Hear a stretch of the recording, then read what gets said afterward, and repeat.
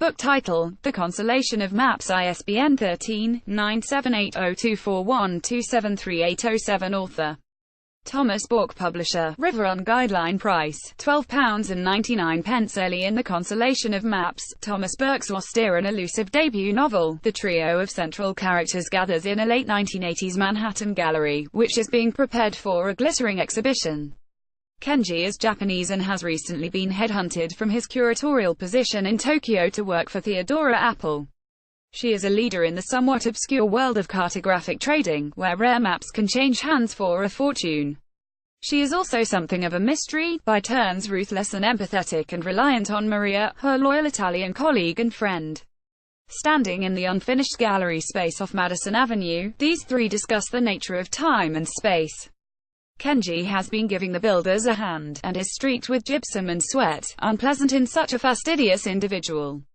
Just at this moment, however, his physical dishevelment is the least of his worries, because his employer has been making remarks that Kenji does not quite like, and he is desperate to hold the line. Cartography is a progression, Kenji says. He believes that maps, true and verifiable as they are, can assist in building a perfect world. But Apple can be harsh and dismissive, and at this moment, she is both. Maps show the richness of their time, she says. This exhibition should illuminate their world. To Kenji, such an idea is grotesque, and this exchange lies at the heart of Bourke's lithe, controlled narrative. When we first meet Kenji, we see an individual committed to the idea of forward movement, of advancement. The lights of Tokyo are illuminating the clouded skies above the city as though to create a star map by which he can steer. He is anticipating with apprehension the opening of his exhibition Progress in Cartography. Now, some months later, his new employer Apple seems intent on blasting to pieces the pillars of his philosophy of art, work and life.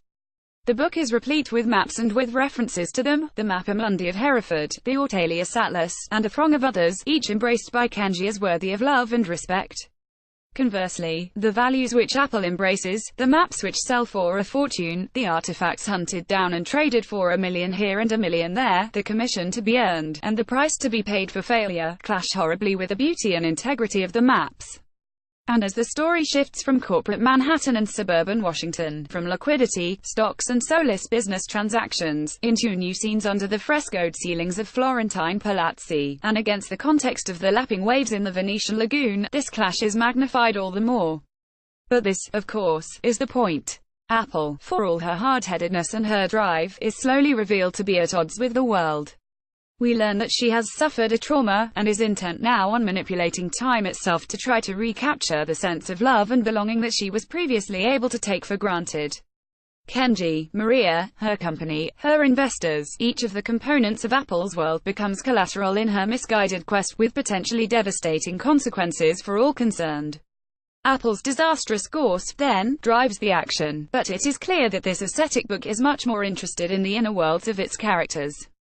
We are given only limited access to these interior lives. Instead, the reader is expected to decipher a glance here and interpret a silence there, an exit here and an entrance there, with only limited assistance from sparse dialogue. The influence of Beckett on the text seems unmistakable. Kenji's background speaks silent volumes, and although the book glances only briefly at the kabuki theater in his Japanese hometown, its debt to kabuki, from rapid scene changes to extreme stylization to characters wearing heavy metaphorical makeup to shield them from the world, is manifest.